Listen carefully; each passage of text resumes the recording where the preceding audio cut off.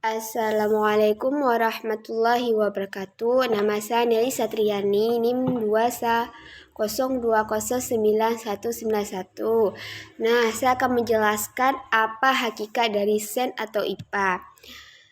IPA yaitu usaha manusia dalam mengamati dunia ini dengan pengamatan yang tepat dan melakukan prosedur yang benar dan menjelaskan sesuai dengan nalar sehingga dapat menghasilkan sebuah kesimpulan. Nah, di dalam IPA ini ada beberapa hal yang penting. Yang pertama ada proses, produk, ada prosedur dan sikap ilmiah. Menurut kurikulum IPA SD, IPA atau sains yaitu cara mencari tahu tentang alam secara sistematik untuk mengetahui fakta-fakta, konsep-konsep, prinsip-prinsip, penemuan yang ada, serta memiliki sikap ilmiah. Perbedaan pertumbuhan dengan perkembangan. Kalau pertumbuhan yaitu proses bertambahnya ukuran sel dan jumlah sel yang ada di dalam tubuh kita. Contohnya itu seperti tinggi badan kita, berat badan, besar badan.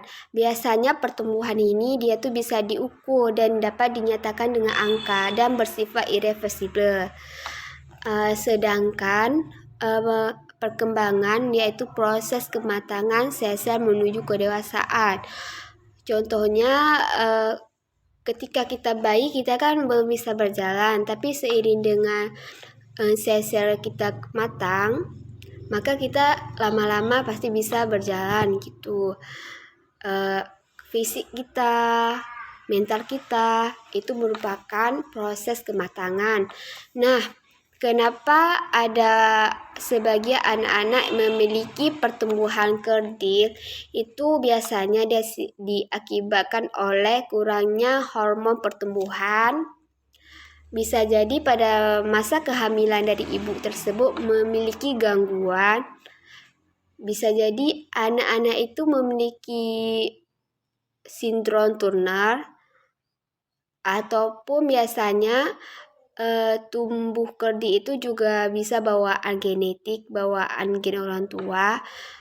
Nutrisi dan vitamin juga gizi juga sangat mempengaruhi pertumbuhan anak-anak yang memiliki pertumbuhan kerdil.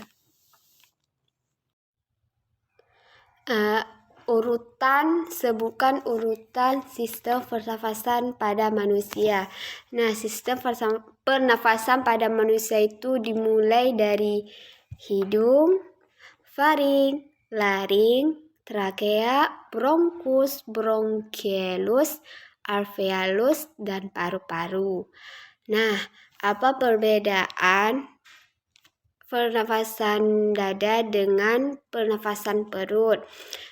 Kita dapat melihat perbedaan tersebut dari mekanisme kerjanya.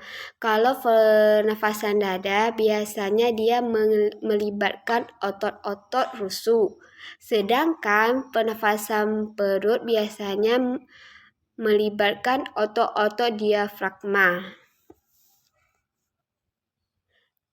yaitu di antara rongga dada dan perut.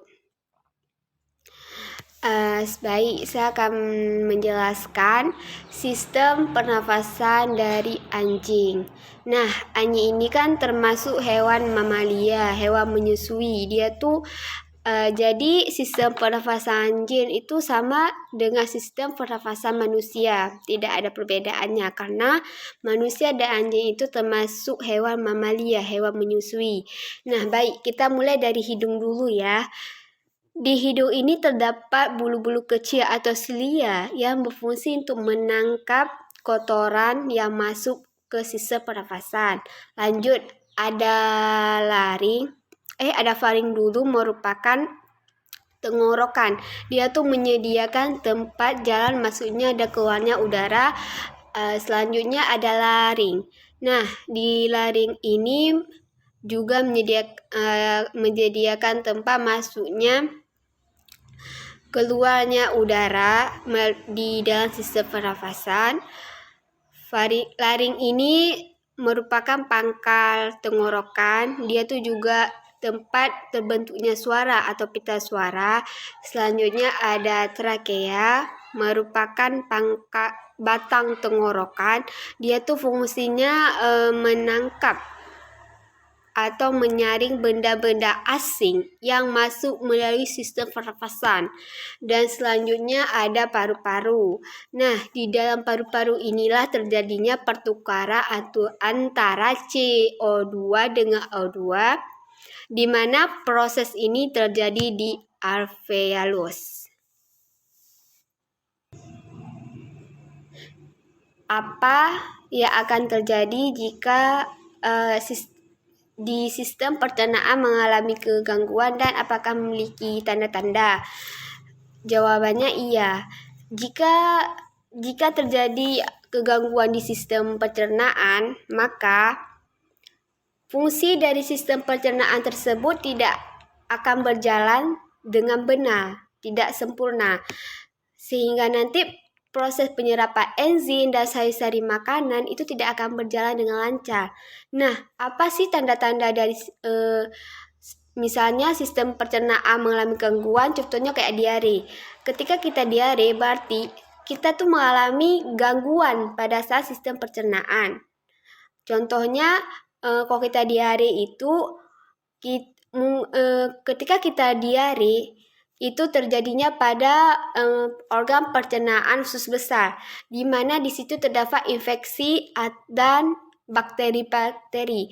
Bakteri-bakteri itu ditimbulkan dari makanan yang kita makan, sehingga terjadilah diare.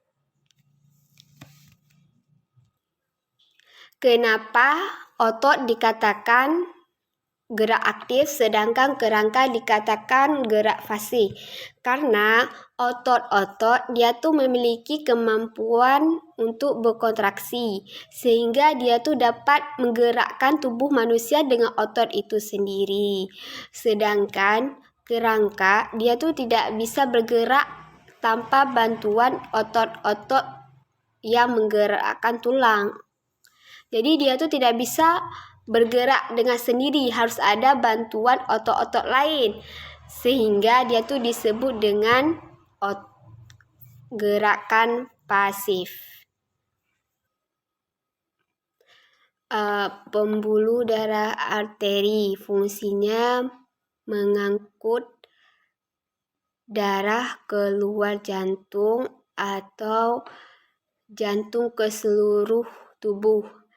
Nah, biasanya pembuluh arteri itu mengangkut darah yang memiliki kadar oksigen tinggi. Sedangkan untuk strukturnya dia tuh tersembunyi di bagian tubuh yang paling dalam, tidak terlihat. Dia tuh memiliki dinding yang kuat, tebal, dan elastis. Pembuluh vena fungsinya membawa darah atau mengalirkan darah ke jantung. Kalau arteri mengeluarkan, maka vena memasukkan. Biasanya darah yang diangkut oleh vena ini memiliki kadar oksigen yang rendah. Dia tuh banyak mengandung karbon dioksida. Dan adapun struktur dari vena ini dia tuh terletak di permukaan kulit, warnanya tuh kebiru-biruan, dindingnya tuh tipis dan tidak elastis. Sedangkan pembuluh kapiler atau pembuluh kecil dia tuh fungsinya untuk tempat pertukaran antara O2 dengan CO2 di jaringan tubuh. Kapiler ini juga menghubungkan pembuluh arteri dengan vena. Adapun struktur dari pembuluh kapiler tersebut yaitu dia tuh memiliki dinding tipis dan berpori. Sekian jawaban dari pertanyaan-pertanyaan UTS. Lebih dan kurang saya mohon maaf. Wabillahi taufiq wa hidayah. Wassalamualaikum warahmatullahi wabarakatuh.